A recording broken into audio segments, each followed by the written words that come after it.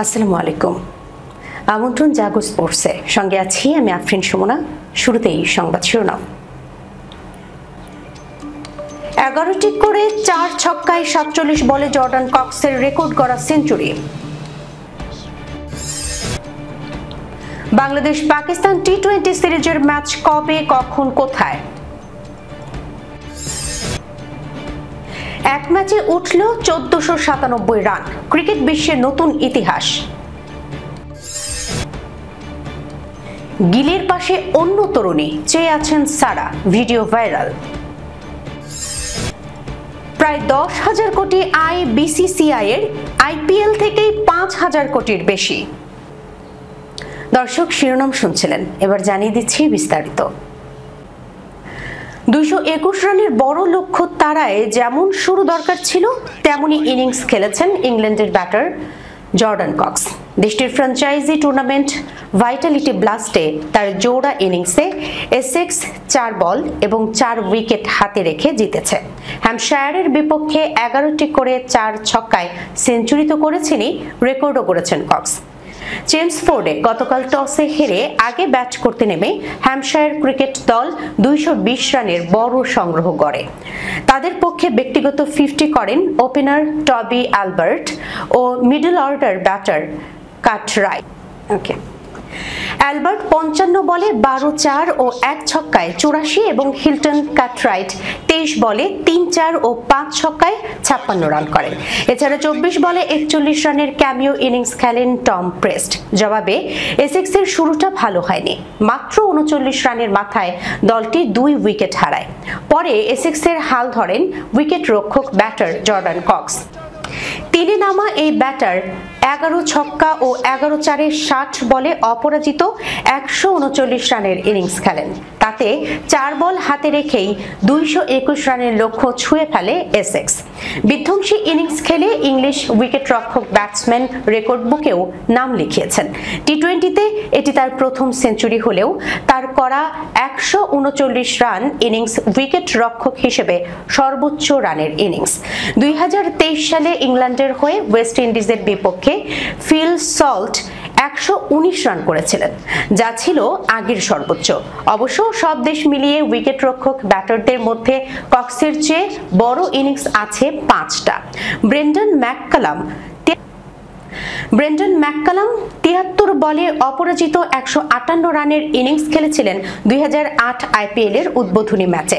Royal Challengers বেঙ্গালুরুর বিপক্ষে Kolkata night রাইডার্সের হয়ে তার সেই রেকর্ডটি এখনও শীর্ষে আছে। 24 বছর বয়সী কক্সকে টি-20তে প্রথম সেঞ্চুরি পেতে দীর্ঘ অপেক্ষা করতে হয়েছে।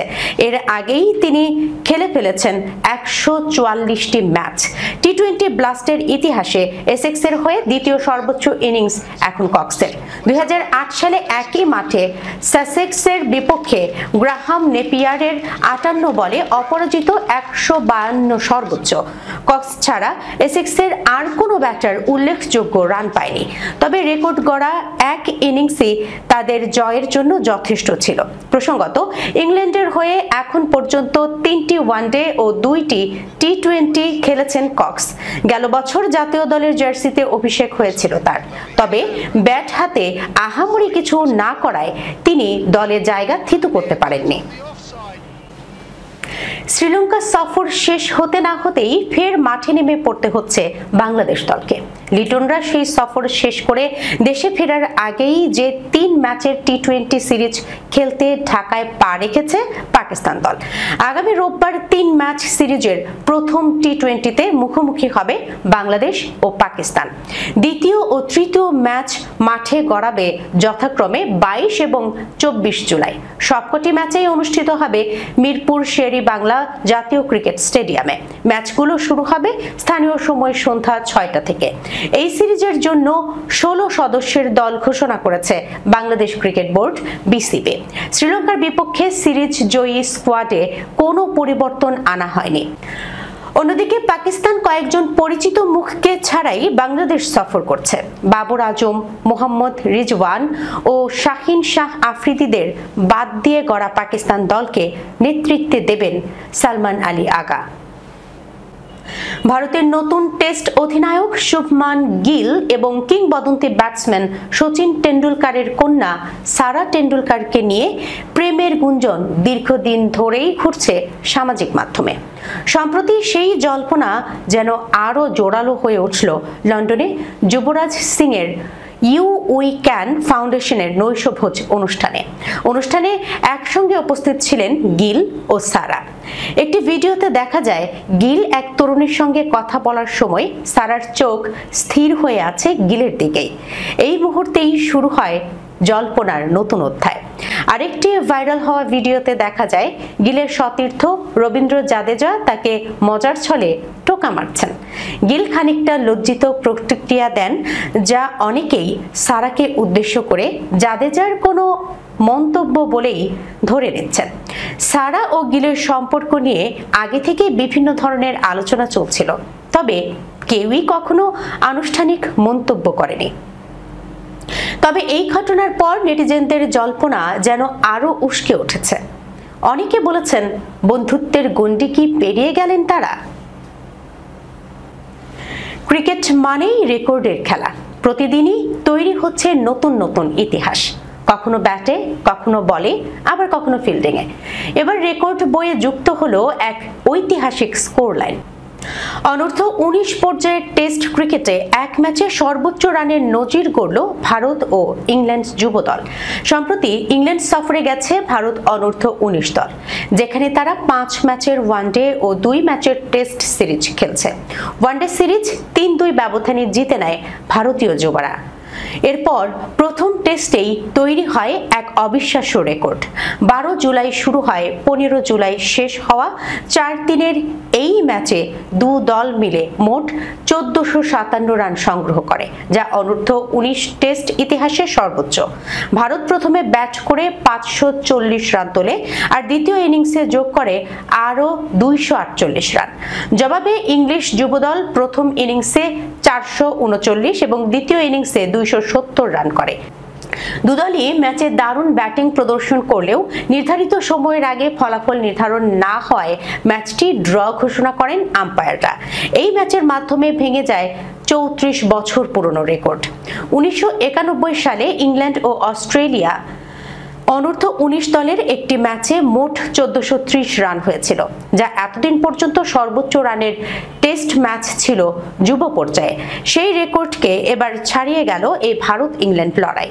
এখনো একটি টেস্ট ম্যাচ বাকি। সিরিজের শেষ ম্যাচে ভারত জয় পেলে ইংলিশদের নিজেদের মাঠেই হোয়াইট ওয়াশ করে দেবে বৈভব সূর্যবংশীয় নেতৃত্বাধীন দল। 2023-24 অর্থ বছরে ভারতীয় cricket control board BCCI record ৯,৭৪১.৭ কোটি টাকা আয় করেছে। এর মধ্যে সবচেয়ে বড় অবদান এসেছে ইন্ডিয়ান প্রিমিয়ার লিগ আইপিএল থেকে, যা একা ৫,৭৬১ কোটি টাকা আয় করেছে, পুরো আয়ের ৫৯%। 2007 সালে শুরু হওয়া আইপিএল এখন বিসিসিআই এর সবচেয়ে বড় সম্পদ। ব্যবসা বিশ্লেষক লয়েড ম্যাথিয়াস বলেন, বিসিসিআই 2007 সালে যেন সোনার হাঁস খুঁজে পেয়েছিল। আইপিএল শুধু জনপ্রিয়ই নয়, এর মিডিয়া রাইটসের দামও দিন দিন বাড়ছে। এছাড়াও রঞ্জি ট্রফির মতো ঘরোয়া স্তরের খেলোয়াড়রাও আইপিএল এর মাধ্যমে বড় মঞ্চ পাচ্ছেন। আইপিএল এর বাইরেও বিসিসিআই 361 কোটি টাকা আয় করেছে অন্যান্য টুর্নামেন্টের মিডিয়া রাইটস থেকে। এখন বিসিসিআই নারী প্রিমিয়ার লিগ এবং আন্তর্জাতিক বাজারেও মিডিয়া রাইটস বিক্রি করছে, যা আয়ের নতুন দরজা খুলেছে। বিসিসিআই এর হাতে এখন প্রায় 30,000 কোটি টাকার রিজার্ভ রয়েছে, যেখান থেকে বছরে প্রায় 1,000 কোটি টাকা সুদ আসে। রেডিফিউশনের চিফ সন্দীপ গোয়েল বলেন, এই আয় শুধু টেকসই নয়, বরং প্রতি বছর 10-12% হারে বাড়তে পারে যদি স্পন্সরশিপ, মিডিয়া ডিল ও টিকিট বিক্রি বাড়ে।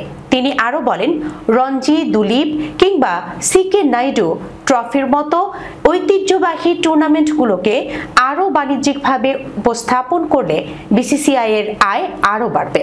আন্তর্জাতিক ক্রিকেট কাউন্সিলের বড় অংশেরই ফান্ড আসে বিসিসিআই থেকে।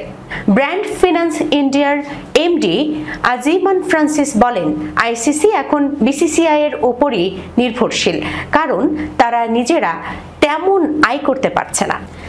এমনকি ইংল্যান্ডের দ্য 100 টুর্নামেন্টে ভারতীয় খেলোয়াড়দের অংশগ্রহণ বাড়াতে বিসিসিআইকে শেয়ার দেওয়ার প্রস্তাবও দিয়েছে ল্যাঙ্কাশায়ারের কাউন্টি ক্রিকেট ক্লাবের সিইও।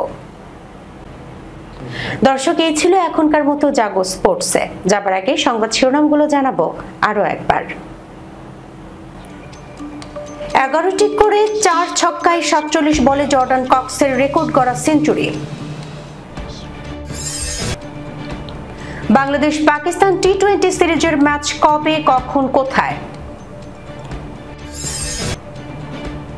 এক ম্যাচে উঠল 1497 রান, ক্রিকেট বিশ্বের নতুন ইতিহাস। গিলের পাশে অন্য তরুণী, চেয়ে আছেন সারা, ভিডিও ভাইরাল। প্রায় 10,000 কোটি আয় বিসিসিআই এর, আইপিএল থেকেই 5,000 কোটির বেশি। এখনকার মতো এই পর্যন্তই। এতক্ষণ পর্যন্ত যারা সঙ্গে ছিলেন সবাইকে অসংখ্য ধন্যবাদ। আল্লাহ হাফেজ।